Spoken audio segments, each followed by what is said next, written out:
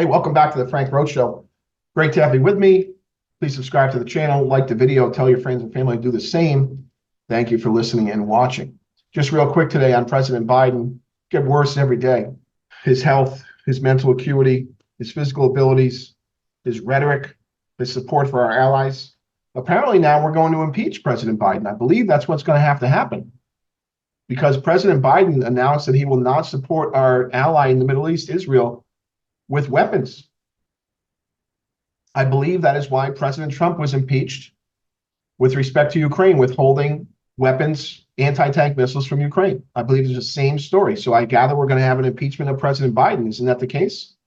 Or is it just hypocrisy?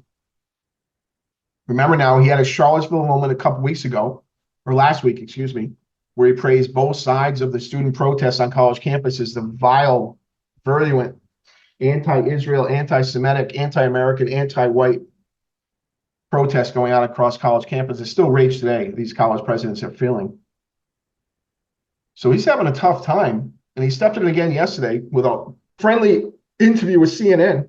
It's worth noting President Biden has done the least number of interviews, press conferences of any modern president because he's afraid. His team's afraid. He can't do it. And sure enough, they let him do it with CNN, a friendly place with softball questions and nicely presented without offense. And he blew it.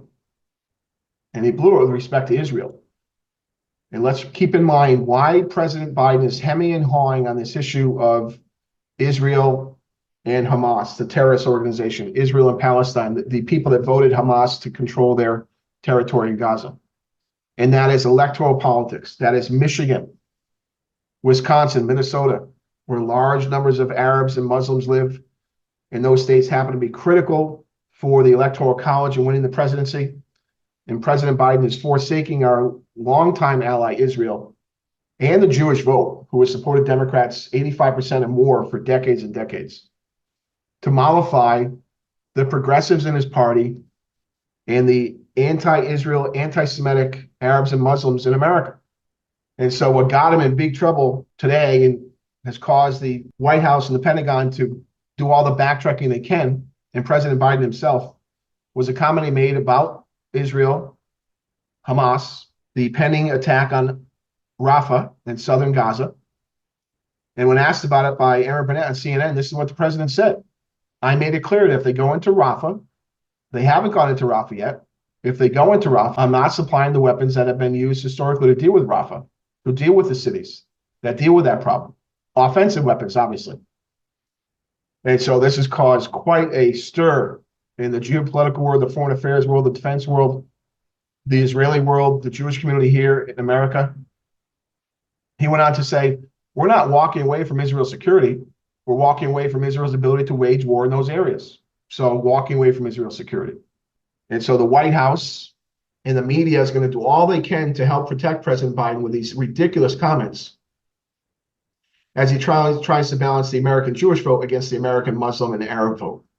And it's just pathetic to watch it happen. Israel is our ally, period. Should Israel do all they can to reduce civilian casualties and deaths? Absolutely. Is it possible? No. Do we do the same thing when we engage in military activities? Absolutely, yes. You see the civilian populations being decimated in Ukraine and Russia? In that same interview, of course, Biden went out with some more lies. And let me segue just for a second. Biden, forever in his career, a do-nothing moderate Democrat in the U.S. Senate for 35 plus years. A do-nothing moderate vice president during the Obama administration.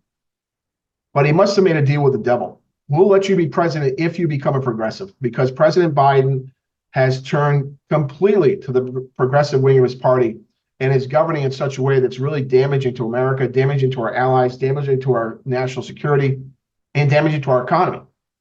Sure enough, he was asked about the economy and the fact that he's losing in the polls to President Trump, former President Trump, in every category on why people should believe him on the economy rather than Trump. And Biden trots out that old lie that he's been using for 3 years now. Referring to Trump, Biden said, he's never succeeded in creating jobs and I've never failed. I've created over 15 million jobs. And it's a lie.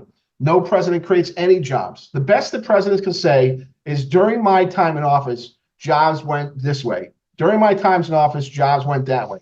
Presidents have little to no role in creating jobs. Typically, when we get into precise industrial policy, that we can quibble with that. But President Biden did not create 15 million jobs. In fact, we have full-time jobs now than we did 3 years ago. Most of the jobs created during his term in office have been part-time jobs, and real wages are down. The jobs we're referring to, the jobs that returned after he reopened the economy in 2022. Remember, the economy had reopened in 2021. Then we had that variant coming out of South Africa in Thanksgiving of 2021, and he freaked out again and shut the economy down again. And so those 15 million jobs are not his. He didn't create them. He just happened to be in office when they returned as a result of the voluntary lockdown by our political officials. Don't blame COVID. Blame the response to COVID and the lockdowns. But he wasn't done there. He came out with this whopper in the same interview. He says that no president has had the run we've had in terms of creating jobs and bringing down inflation. It was 9% when I came to office. 9%. But look, people have a right to be concerned. Ordinary people. Lie. That is a blatant lie. Inflation was less than 2% in January 2021. In fact, on an annualized basis, it was running about 1.4%. It was his policies with respect to the economy and energy that caused the spike of inflation up to 9% in 2022 on his watch. And that was directly his fault as a direct result of his policies. So the lying continues when it comes to President Biden every day. And this thing he's doing with Israel, this political calculation for the Electoral College, is just shocking. Such is the power of the presidency. He's 82 years old, but he's got to have another 4 years. He needs that power, that control. Really, it's the Democrat Party, right? He's not running the country. People behind him are, most likely President Barack Obama. All right, just one last thing before I get out of here. You noticed last week, Bernie Sanders announced he's going to run for re-election to the U.S. Senate. Just stunning. What an asshole. You don't have enough money, Bernie? Don't have enough homes, do you? Think you're indispensable to the world at 82? You've been in office, elected office since 1981. You don't think there's anyone younger that do a better job than you? Screw the people of Vermont. You're stuck with me till I'm 88 years old, 87 years old. Honestly, what a shit move that is. Bernie, go home. Let someone else run for office. Give someone else a chance, someone younger, someone more objective, someone that's not a socialist. Just incredible. It's power, it's wealth, it's access. He's been an ineffectual guy in his time in the U.S. Senate. Failed runs for president. Go home, Bernie. Let someone else take this. All right, that's all I have for you today. Always try to buy American.